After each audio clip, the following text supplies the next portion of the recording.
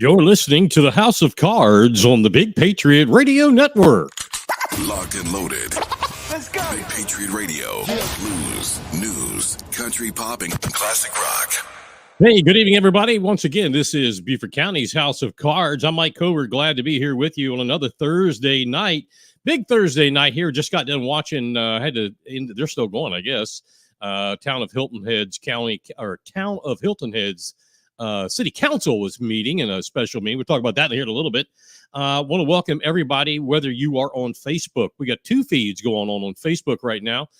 Twitter, or I guess now it's known as X, and also on YouTube. So we're glad to have all of you here, even though some of you will be here later on watching this on a tape delay.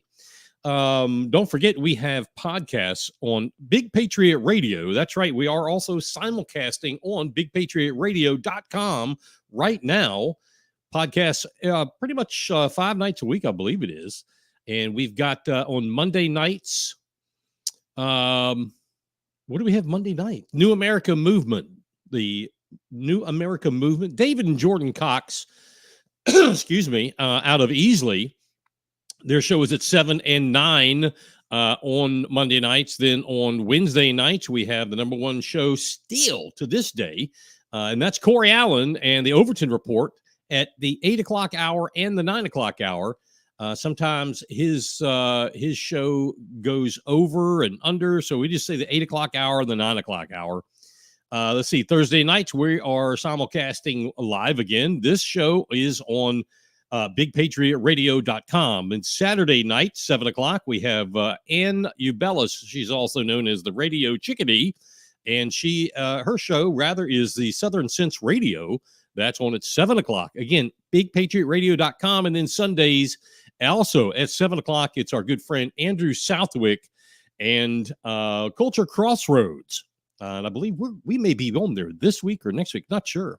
But either way, make sure you tune in. Listen to the number one song this week on bigpatriotradio.com. That's where we play blues, news, classic rock and country pop. This week it was Southern Boy by Charlie Daniels. And the number one listening city all week long, that was Summerville, South Carolina. Hey, if you are on Facebook, please like the page, follow us. If you're on YouTube, hit the subscribe button and ring the little bell. That way you're always in the know of what's coming up. And if you're on Twitter, follow us there. You can also, please consider a contribution either by Venmo or to our Patreon page. You see the ticker going by there at the bottom.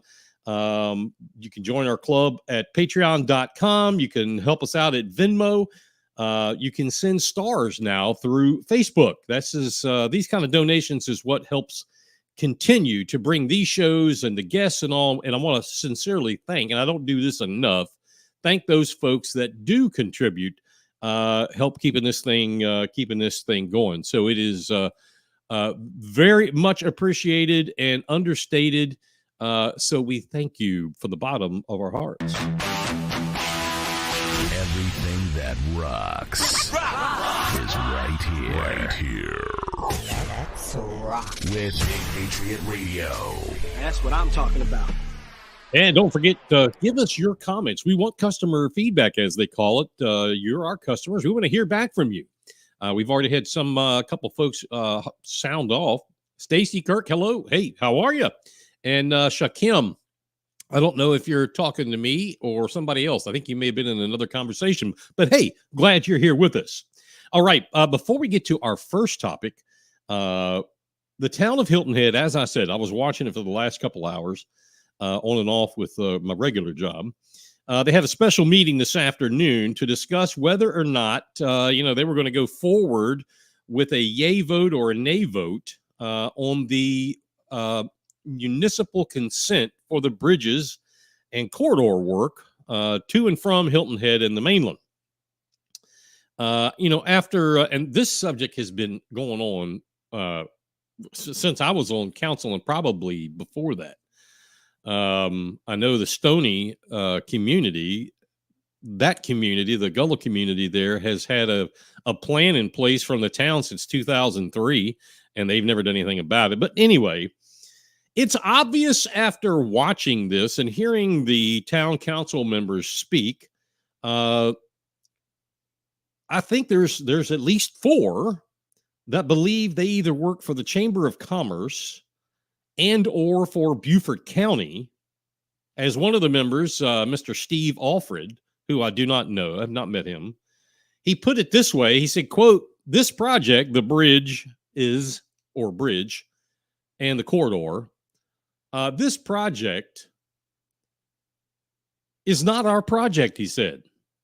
"This is the county's project and the SCDOT," end quote. I had to stop, rewind, and go listen to that before I went back live again. He said, "This project is not our project." And this is a town council member from Hilton Head. He said, "This is the county's project and SCDOT." I guess his opinion is that the Hilton Head is just supposed to bend over and grab their knees or their ankles and do whatever Beaufort County and SCDOT has in store for them. People like Alfred are okay with signing over municipal consent. That is what it says it is. You are consenting from the municipality to someone else. And in this case, it is Beaufort County. They're the ones who, they call them the sponsor. They brought this to light. Who do you work for, Mr. Alfred? That's my question to you. Hold on a minute about the bridge. Who do you work for? Did you not take an oath to represent the people? What about, here's a good one. What about the 11,000 or so, probably more by now, signatures, 11,000 people, okay? 11,000 who have said inexplicably, uncontrollably, with no rhetoric, they've said no. These 11,000 voices don't matter to people like Steve Alfred, David Ames, Alex Brown, and Mayor Perry. Listening to what I listen to, those voices do not matter to them. Now, they will rebut that, and I appreciate that. Hey, Mary Jo. But actions speak louder than words. So what is it they're proposing? This bridge is just that. It is a single span bridge, an approximately 124-foot wide single bridge known as a superstructure. That's 6 lanes of driving in each direction, plus 2 full lanes of emergency or pull off or whatever you call it on each direction. And then a 12-foot wide pedestrian path on one, that can be one way, totaling about 124 feet, give or take. 124 feet. Now, when you listen to David Ames, who I love the guy, I've been a colleague of his for quite some time when I was on council, and I love him like a brother. His opinion, he said tonight, and I disagree vehemently, you won't recognize the 20 extra feet when you're coming off the bridge onto the island near Windmill Harbor and all that. You won't notice that. I found that to be almost inflammatory, ridiculous. You won't notice 20 feet. Let it go. Don't worry about it. Well, if it's not that big a deal, then you don't mind not having it. 124 feet. Is that what you have in mind when you think about Hilton Head Island?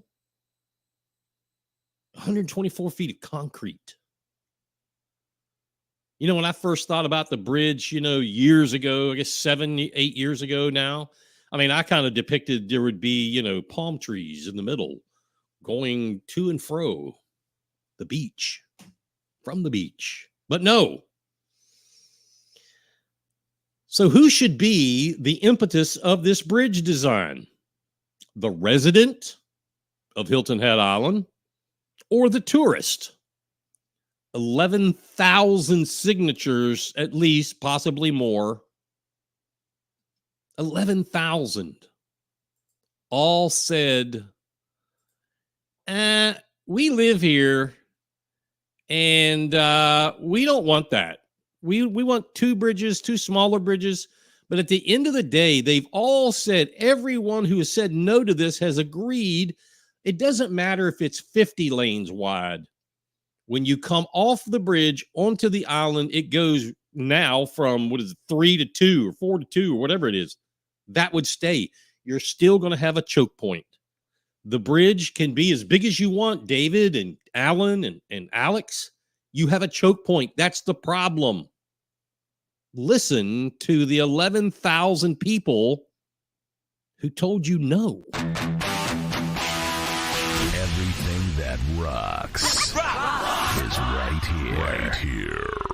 That's rock. With Big Patriot Radio. That's what I'm talking about.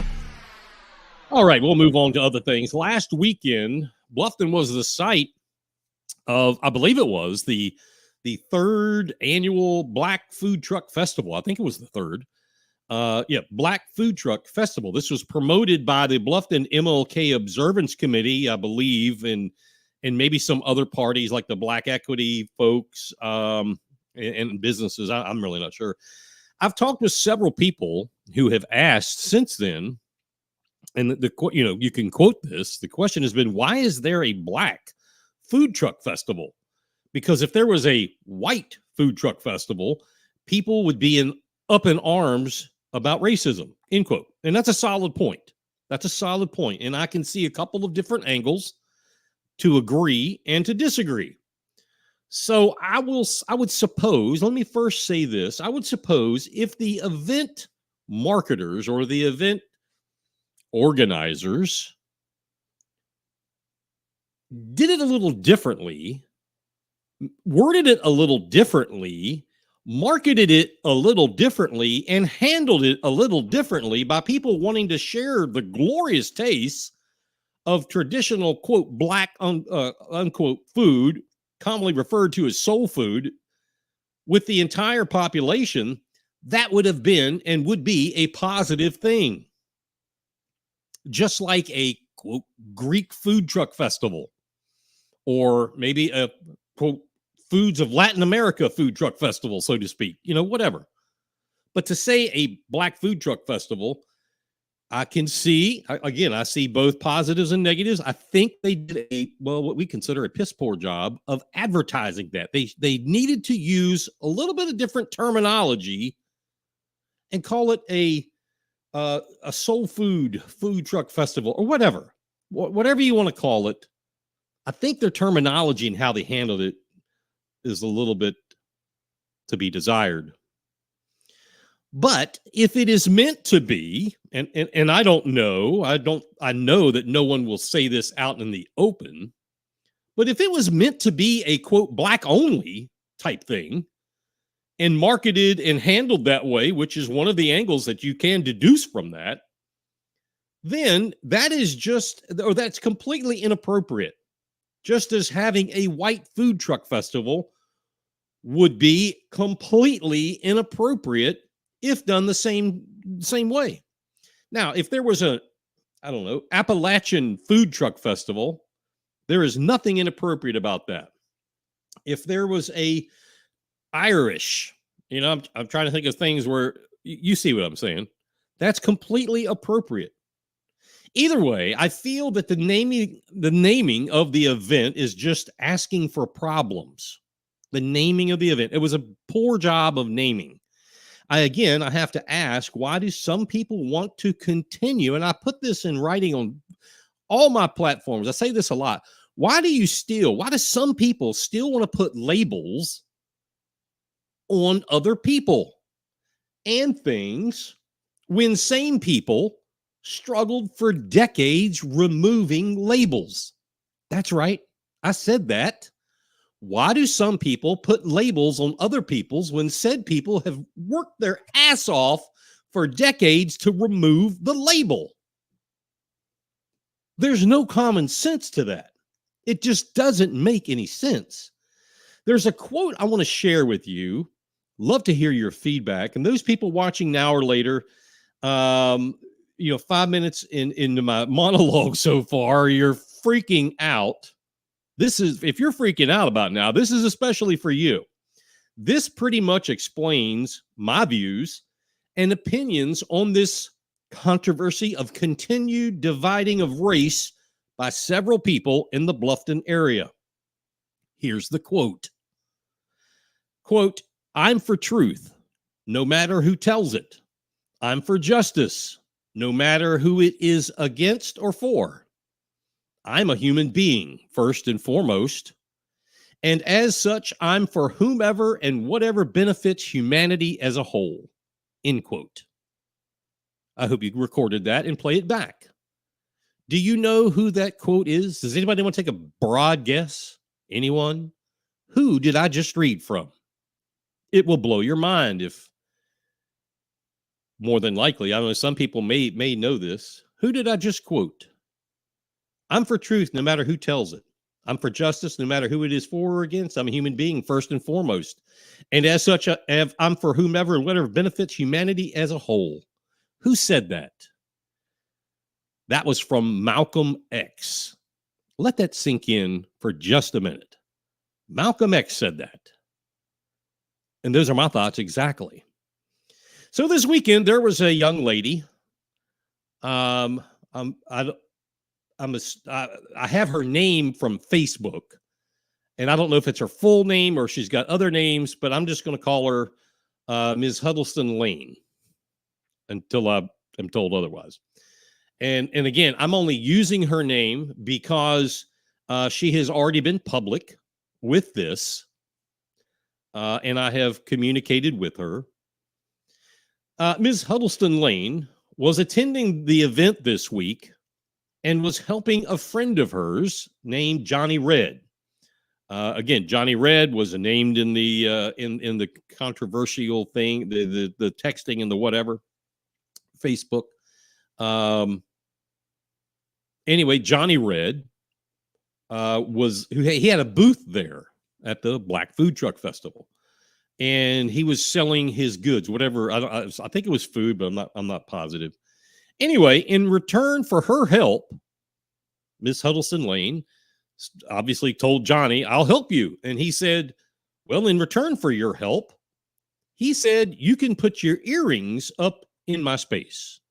Apparently, Miss Huddleston Lane makes earrings. During the event, allegedly the MC for the event, Sharon Brown, again, she was the MC for the event and self-named community sister, came to her and advised her that other vendors were complaining that she was there selling her goods, her earrings, without paying the permit fees. That's one thing, and just pack that away. Then, again, alleged by the victim and supported by the man she was there helping, and now supported by Ms. Brown herself, Ms. Brown advised her that, quote, you are going to have to leave because you're not black. That's a paraphrase, and I'll give you the exact quote, rather. So it's not a quote. Paraphrasing, you're going to have to leave because you're not black. And I'll give you the right quote here in a second. So this outlet reached out to Ms. Brown 4 times now for some comment. She has completely blown me off, probably because, as do some of her friends and associates, we dig for the truth and we are relentless. We want to hear your side. We'll give you all the time in the world, but if you blow us off, we're going to keep on going. And how the cookie crumbles, that's your problem. Anyway, now this is the same woman who, when has called me over the past multiple years, time and time and time again, for help or assistance. I was there for her.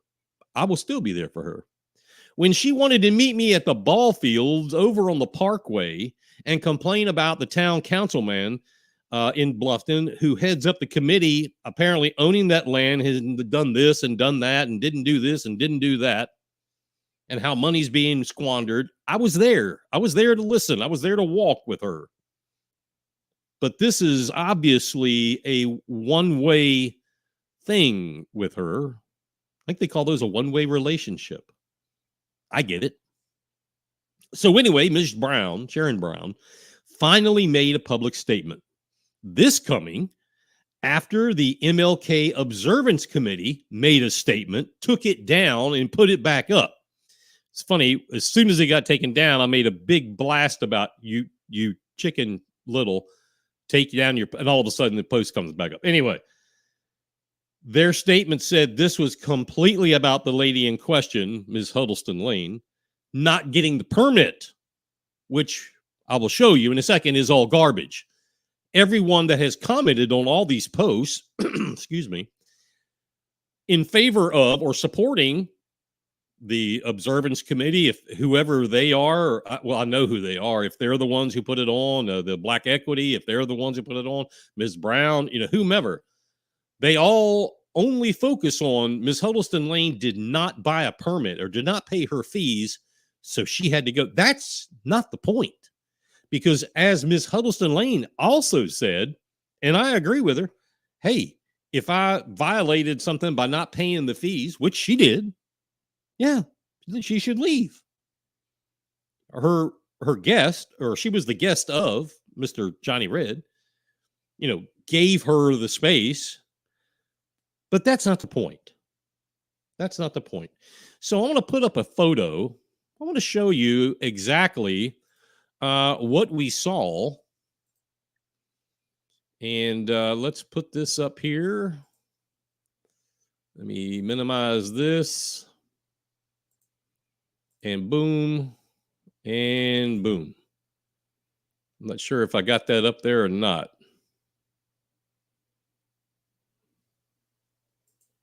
Okay, can everybody, I think everybody see that. So this is the post that came out that evening, I guess it was, from Miss Huddleston Lane. You can now read through there of what she was doing, and she was celebrating Juneteenth. It was it's a great holiday. I mean, slavery had already ended. Texas didn't get the 411, so 2 years later, those slaves were freed. They were still getting discriminated against. That's the whole background of that. Ms. Huddleston Lane says, I was having fun participating on the celebration of freedom, then to be kicked out because I'm not Black. I'm so hurt by this and the whole meaning. I hope my grandchildren never have to experience this kind of behavior. I do wonder which way the head of the committee would vote, being they are half Black and half white. Circled in red here, shame on you for even admitting I was being kicked out because I'm not Black. And also being told it was a Black festival. So hurt. I get it. I totally get it. I understand.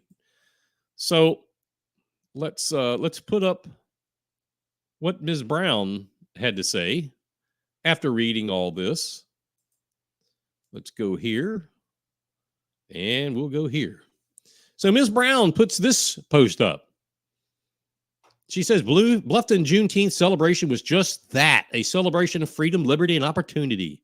I need to clarify what was said after my daughter screenshot a post with my name on it. Tammy has fabricated what Sharon Brown, I guess she speaks in, what is that, second person or whatever, said to her, and no, I am not a committee member, but I am a volunteer. So as vendor spots were checked off, and it was detected that this vendor's application only paid to sell food, not jewelry, which was also on the table. Again, that's what they want to make it about. That's not an argument at all. Yeah, she shouldn't have been selling this. If that's the rule, that's the rule. Big deal. This is the problem. So I spoke to the vendor and Tammy, says Sharon Brown, and shared, quote, and it's right here. She put it on there. If you have not paid to be a vendor, unfortunately, you cannot sell your jewelry. And by the way, this is a Black vendors event. And by the way, this is a Black vendors event. By the way, this is a Black vendors event. So, those are the photos of all that. So, I still can't get by the way, this is a Black vendors event. Brown says at the end, she is just in awe. Later on, she's just in awe of this being sensationalized as racial. Ms. Brown, I want to know, how do you not take this as racial by saying, by the way, this is a black vendors event? How is that not taking that as racial? How would you like anybody to take that, Sharon Brown? You told her to leave. By the way, this is a black vendors event. Really? Is that where we are, Bluffton? Is that where we are? Now, I have to say, Ms. Brown has presumed that the victim here, Tammy Huddleston Lane, is not black. She's assuming she's not black. She has looked with her eyes and made a decision that may not be true, but her mouth has opened and has written a check that maybe can't be cashed. Tammy is not black or of color. She has pale skin. And something like the last picture I saw when I looked her up was like strawberry blonde hair or something like that. Maybe she's from South Africa, Sharon. Maybe she's from smack dab in the middle of Africa and just happens to have pale skin. Are you not being completely, now I'm not going to say a bit disingenuous, I'm saying completely. Are you not being completely disingenuous here, Ms. Brown? You are allegedly accusing someone of being a race other than your own for what appears to be either personal profit or racial profit. And that's a federal issue, that's a state issue, that's a so many level issue. That is civil rights. My gosh. How about this? Have you thought about this, Ms. Brown? How do you know I'm not black? You assume that I'm white. You might be surprised. Matter of fact, ever wondered, and I get this question a lot, quote, how do you get so dang tan, son? End quote. Like more tan than most kind of tan. You ever wondered that? Am I black? Am I white? Am I brown? Does it really matter? Anyhow, will anything be done about this? I've been asked that. No. The answer is definitely no. Not if anyone cares about it. Not if anyone does nothing. We can call out racists and bigots all we want, but until someone has the actual balls to go to an attorney for something like this and seek federal civil rights injuries, it's going to continue. And quite frankly, I am tired of seeing people make comments like we just read, and comments like, now you know how we feel, and they're like 30 years old or something. And I usually, when I get that question, I'm like, let me get this record straight. Unless you were around in the 40s, the 50s, or the 60s, that would be like 50, 60, 70 years ago. As an adult, you don't get to use that excuse. So that number just went way down, way down. You don't know. Now you know how we feel. Don't give me that. Were you around in the 40s, the 50s, or the 60s? 50, 60, 70 years ago as an adult? If you were, come to the table, because that's bona fide. You have a story that needs to be told. I'm right there with you. But if you're 30 years old and the only thing you know is YouTube and Facebook and Instagram, I don't want to hear it. I don't want to hear it. Moreover, I find it interesting and incredibly dishonest of the MLK Observance Committee to take the stand they do. The nothing to see here, folks. That's the attitude that they've put out in public, in writing. Nothing to see here. Move along. Because why are you saying that? Because that is exactly what Martin Luther King Jr. did not want. The Observance Committee, the MLK Observance Committee, nothing to see here, folks. That is exactly what MLK did not want. His vision, his hope, his dreams were not of what has happened in this story that I just told. MLK dreamed that one day the country will live out the true meaning of its creed and make it a reality that all men are created equal. He dreamed that his 4 children will one day live in a society where they're judged not by the color of their skin, but by the content of their character.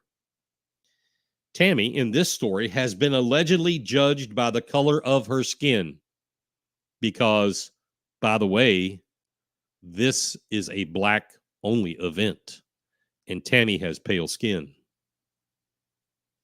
To those who ran this event, to those accused of making racially bigoted statements, shame on you. Shame on you. Shame on you and the legacy Martin Luther King Jr. left for all people.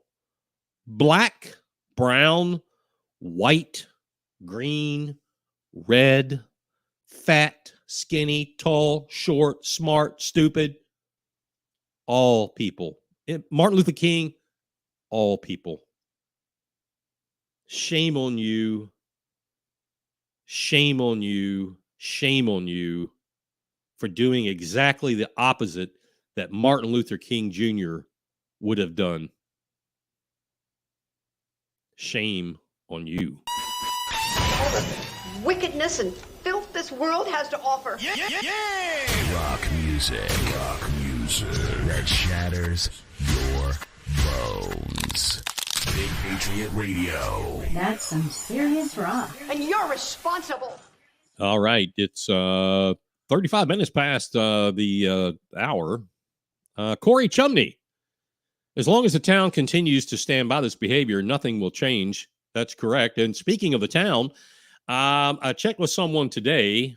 I had someone else ask, hey, did the town contribute any money to this? And the answer is yes.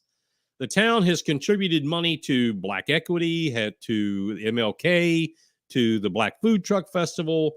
Some has been through ATAC, some through town funds. Some got squashed from this group, but the town said, no, bring it over here and we'll pay you out. So yes, there is your money and mine and everybody else's public tax dollars have gone. So Tammy Huddleston Lane can be told, you have to leave. By the way, this is a black-only event. All right, I want to veer off normal topic for a moment. Love to hear from you as well on this, on a much broader and some say bigger subject. As citizens, it is our responsibility to challenge and inform those leaders in our communities. Funny that I just read that story. And others we might follow for our everyday news and information to gain a better understanding of what we're facing from an overreaching government. If you do this and have said leaders, be them on county council, party leaders, club leaders, state reps, state senators, U.S. Congress, all the way up the flagpole, that are vehemently against you performing that responsibility, I will guarantee you that if that happens, you got too close to the corruption. It's everywhere. It's obvious. It's nothing new. Been around forever in the history of ever. Part of that subject is understanding the isms that are out there. You ever, in conversation every day, people start talking and you hear this ism and that ism, and you think, man, there's an awful lot of isms now. Let's look at some of those. The first one is communism. This is the belief in a society, and there's a reason I'm telling you all this, and we'll get to it, but you got to follow along.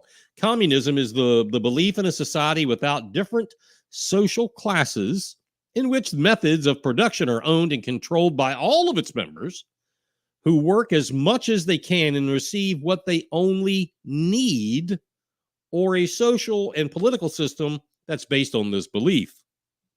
Needs only, not wants, etc. Socialism. This is the set of beliefs that states that all people are equal and should share equally in a country's money or the political systems based on those beliefs. Between 1940 and 1943, Austrian economist Hayek. And if you want to read some really deep stuff, read Hayek. He wrote and argued that more than even the distribution of wealth through naturalization of the means of production cannot be achieved without a loss of political, economic, and human rights. He argued that to achieve ultimate control over production and distribution of wealth, it is necessary for such socialists to acquire significant powers of coercion. Any of that today?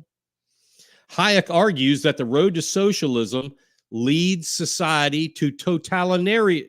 I knew I would mess that word up. Totalitarianism. And argued that fascism and Nazism were the inevitable outcome of socialist trends then in Italy and Germany during the preceding period. Remember, 1940 and 1943. You get it? Socialism leads to that totalitarianism, which leads to fascism, leads to Nazism. You see it?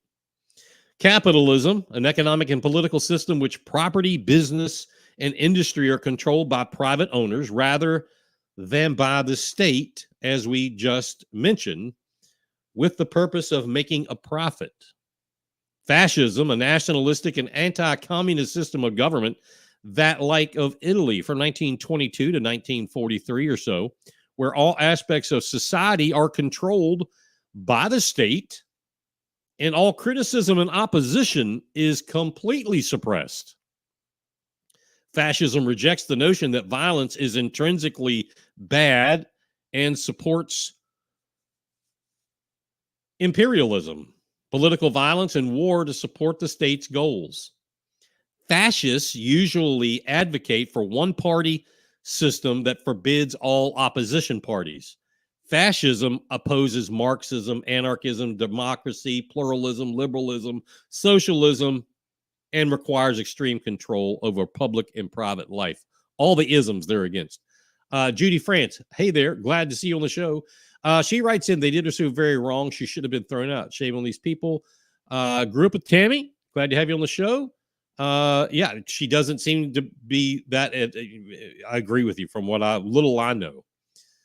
I agree with you. Thank you, Judy, for your comments. Thank you.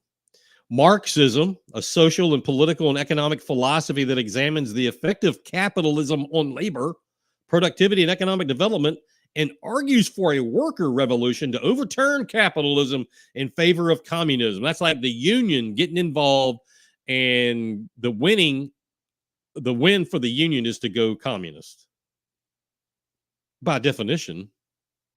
So we see some of the isms that are out there and have been out there and will stay out there. They still exist, and some are trying to become revitalized. You have these offshoot groups trying to become fascist or become Nazi. I don't think that the majority of them actually even know what it really means. Maybe somebody can share this show with them and they can pick up on that. Usually we see this happening in our younger population, being either brainwashed by news or fake news or media in some form or gaming or something. They think, and this is a youth thing, socialism is good. It makes a better or more social society. It's good. It's lovely. Obviously, that is wrong. It is a lie, and it is up to us as adults, as free-thinking, intelligent adults, to inform. Some of these isms we are fighting, or we are about to, around the world. We're about to fight them around the world. But who are our leaders? And what type of leader are they? Well, let's look at three types of representatives. You have the Uniparty, you have vanguards, and you have America First. Tell your neighbors to quickly turn this on. They're going to want to hear this. Members of the major political parties who combine into a clandestine alliance.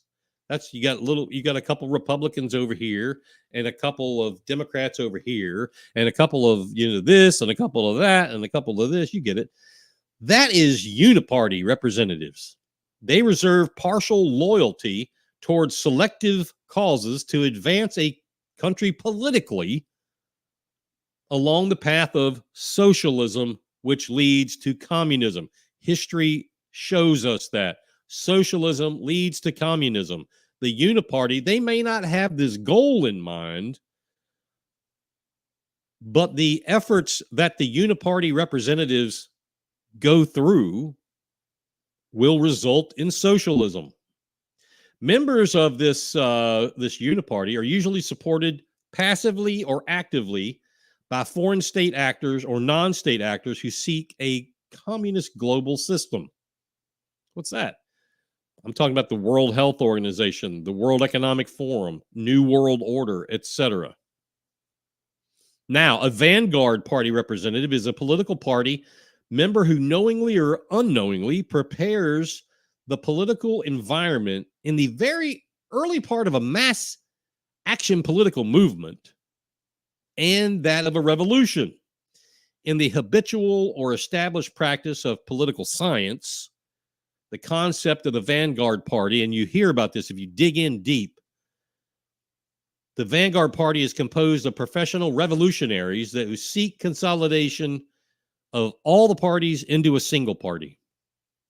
Then we have left the country first representatives. These representatives, no matter what country they live in, no matter what political class they live in, they support the nation's best practices on behalf of their citizenry and protect the sovereignty of their nation state. We have America First representatives. There are Nigerian First. They're called Nigerian First Party. There is an Italy First Party. America First represent an ideology that supports open debate and nonviolent political will from various in-country political parties to resolve in-state political differences based on the consent of the governed. That's pretty much what our Constitution is all about. Where the Uniparty choose to eventually consolidate all the parties into one that supports a globalist agenda. This also is the establishment, if you will, and the globalist agenda and the end of nation states.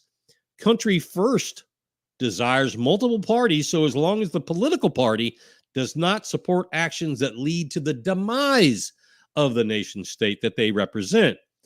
I proudly am America First, without a doubt. No shame, without a doubt, America First. There are actually America First Democrats. There are America First Republicans. That's true. That is very true. And they are identified as such by being pro-aligned with the following: election integrity, border security, parental rights, medical freedom, the Bill of Rights, defund Uniparty members and remove them with a fair election process. You'll know the Uniparty members, these globalist elitist establishment, because they've got mega donors behind them. They've got media money behind them. Normally, the America First crowd does not get, they get way outspent and way out fundraised. That's just something that if you look over history, it is what it is. So now we all know about and understand the Uniparty attack and shadow government's attack on Donald Trump, President Donald Trump. But did you also know that in 2016, the Democrat Party was under attack by the Uniparty as well? Did you know that? It's true. DNC chairwoman at the time, Donna Brazile, stated that the 2016 DNC nomination was rigged to go to Hillary Clinton. I remember this like it was yesterday. Rigged to go to Hillary Clinton. A lot of Americans agree. Most in that, they believe, I guess it was Bernie. Should have won. Anyway, Americans agree with one thing. Look, the DNC and the RNC are probably as equally corrupt as the other. Anyone who denies this, they're either just stupid or they're lying. I mean, that's just being brutally honest. If you think that either major political party, the DNC, the RNC, is not corrupt at levels, we don't know about, then you're either you don't listen or you're just lying to yourself. That brings us this all brings us to a very important item you may not have heard of, and this is what we face today, June 20th, 2024. Along with 3 wars on different continents, political strife at home, what do we face today is called the Great Reset. That's right, the Great Reset. Have you heard of that before? The Great Reset is a fancy name for a 2-stage communist revolution. The Great Reset is a Marxist-Leninist theory that maintains a 2-stage communist revolution is needed to replace capitalism. Look it up. In this, it starts with, and pay attention here, starts with capitalism, which must be passed through to get to communism via socialism. Now you can go back over the last 10 minutes of what I've been telling you. You see where all this rolls together. The Great Reset, the communist revolution needs to replace capitalism. Capitalism must be passed through to get to communism via socialism. Socialism is the first stage, communism the second, thus the 2-stage theory. Have you seen things that are leading us towards socialism? Absolutely. Abso-friggin-lutely. We are every day we are closer to socialized life than the day before. Every time Biden says your bills are paid, your student loans are wiped off, that's socialized. When Biden or any of his junkies say healthcare for all, free for everybody, aside for, just work with me here, that's socialized. That's socialized. So anyway, this is the goal for both the state and the non-state actors working to establish, hear this, the New World Order. The Great Reset was even stated as such by the World Economic Forum. You've heard these names on this show before. These names are not part of a conspiracy. This is real, people. The Great Reset was even stated as such by the World Economic Forum. So when you hear people talking about this, or you're reading about this, it's not some wild, hairy-ass right-wing theory, as I just said, or a fantasy. Conspiracy is what leftists continually say. This is real. This is really happening, and it's happening by people of both what we would say former parties. This is why I asked Catherine Templeton on this very show, was she a member of the Aspen Institute? That group is part of the Globalist Society and New World Order, all part of the WEF, the World Economic Forum. We must, as a capitalist society, be smarter than this and tell our leaders not to be part of such an organization. I sometimes wonder, why do you join these because everybody else is and you're just ignorant to the fact, or are they actually in favor of the New World Order? I would ask, and I've had meals with him, Senator Tim Scott, top shelf guy. He is a member of the Aspen Institute. I'd like to ask him, Senator, why did you join something that's part of the New World Order? Either you didn't know it and you were ignorant, or you did and you've lied to the citizens. Why is it? Why is it? We're in the modern era of warfare right now, ladies and gentlemen. That's right, Helga. Agreed. That's a big part of it. It's a big part of it. I agree with you. We see it, we hear it, we were beginning to live it during the COVID era and that whole era of hijackery, this modern era of warfare. That's right, the COVID era of hijackery. This modern era of warfare is called fifth generation warfare, and it's called that for a reason. And by the way, I'd like to thank retired General Michael Flynn and retired Army Sergeant Boone Cutler for their inputs on all of this in the broadcast. Fifth generation warfare is a term of reference for the historic times we are facing. Inside the strategy and tactics of, let's just call it 5GW, fifth generation warfare. It's a manipulation of thoughts and attitudes without your awareness. Weapons of choice to facilitate geopolitical goals to create the new world order. If you think about this, this is going to all of a sudden start making sense. There are types of warfare dating back to, I don't know, 1600, 1700, something like that. But I want to look at generational warfare. 1GW, first generational, you got me? That's like pre-gunpowder. Second generation warfare, 2GW, introduced the aspect that weapons, or they introduced the aspect of weapons that did use gunpowder.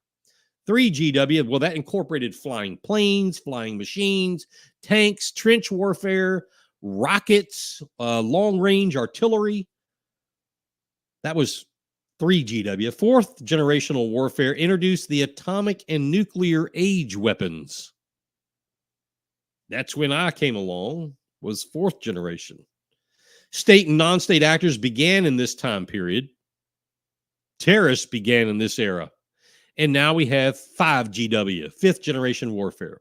It evolved when the overlap of hybrid, irregular, and unrestricted warfare became directed at societies to affect the battle space.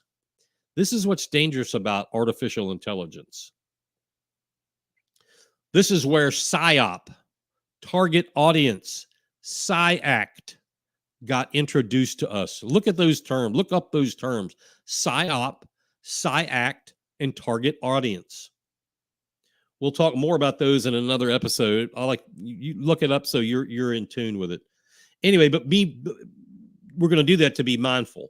Right now, somewhere, remember this, someone, the day and age that we live in, someone, somewhere is assessing all of you that are watching this. Me, you, and you, and you, and you. They're assessing you as a target and trying to figure out how to influence your thoughts.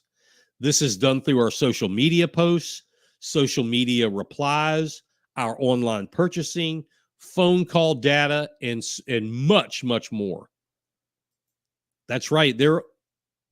Artificial intelligence has given the opportunity for bad actors worldwide. Nothing is too far to know exactly how you respond to things, what makes you tick, what gets your blood boiling. I'd love to know what they got on me. They're probably like, nah, we'll leave him alone. What you buy, your Amazon, your Temu, your Home Shopping Network, they know that kind of data is being assessed. Now, is it one guy in mommy's basement sitting there looking? No, this is mathematics. This is all in high level stuff that's going on. This is intelligence. And you need to be aware of it. Locked and loaded. Let's go. Big Patriot Radio. Blues, news, country pop, and classic rock. About 5 minutes before the top of the hour. Come on, get online. Give us your comments. In some other news, Buster Murdaugh. Yeah, the Murdaughs are back in the news. Buster Murdaugh, son of convicted double murderer Alec Murdaugh. And I guess he's also been convicted of how many hundreds of millions of dollars of financial fraud or whatever. I don't know. It's like crazy. He has filed a defamation lawsuit in Hampton County against, get this, Blackfin Incorporated, Warner Brothers Discovery, Warner Media Entertainment, Campfire Studios, the Cinemark LLC, Netflix, Gannett and Company, and Michael DeWitt personally. He's the editor of the Hampton County Guardian newspaper. So he's filed lawsuits stemming from old Buster accusing the defendants of irreparably damaging his reputation as a result of the narrative carried out by all these media outlets in accusing him of having an alleged part in the death of Stephen Smith in 2015. No one's ever been arrested for that murder so far, and we're going to continue to monitor that. But you remember Stephen Smith, his car broke down. He was on the side. He was walking down the road. Somebody found him dead. They first said, oh, he was hit by a car, and they turned it over that, no, this isn't what happened. So in all of those documentaries, and I can't remember the names of them, but, you know, Murdaugh, this and this, and it was all kinds, Low Country this, Low Country Murder, or whatever. They're all over the place. Apparently, allegedly, they were, you know, accusing or defaming or damaging old Buster by accusing him. And I guess not allegedly, I guess they did. He's got a lawsuit. So he's reached out. The dollar amount he's seeking was not, I did not see that in the, what do you call it? The suit. We have a copy of the suit, and it's just, you know, total and complete damages and all that kind of stuff. All right. We want to pass along to you, all you folks here in the local area, that the Bay Point Foundation, and let me see if I've got their, I told them I would do this again. So let me put this up. You are going to want to see this. Let me see here. Let's put that back. All right, here we go. The Bay Point Foundation has announced its third annual art auction, and it will be held on June 29th, beginning at 5:30 on beautiful Defusky Island. You see the banner here, the announcement for it. It'll be at the Oyster House on Defusky Island. That's 175 Avenue of the Oaks. Now, you can bid in person, or if you can't make it to the island, you can do online bidding.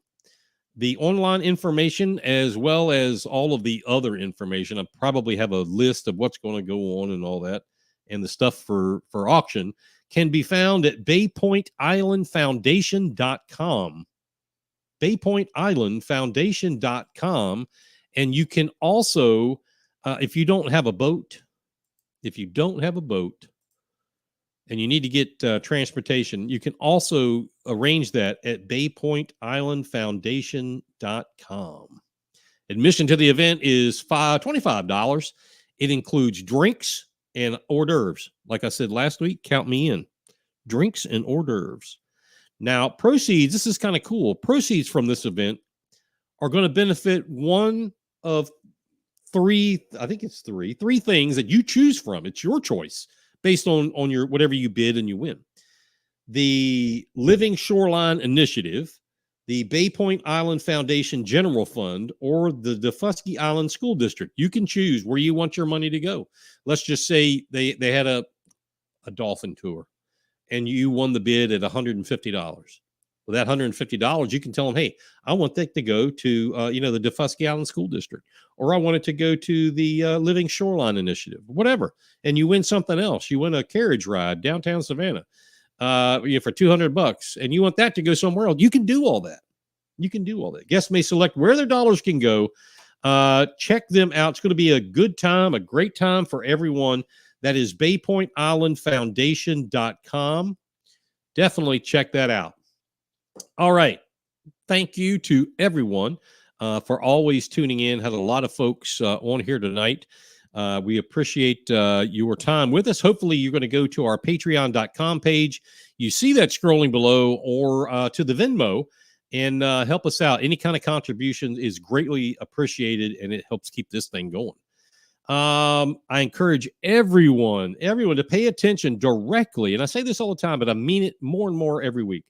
Pay attention directly to what's going on around you, and be sure that you and your family are safe, period. Because you never know. You just never know. So with that, we're right at about the top of the hour. We will see you next week, next Thursday. Good night, America, and watch your six.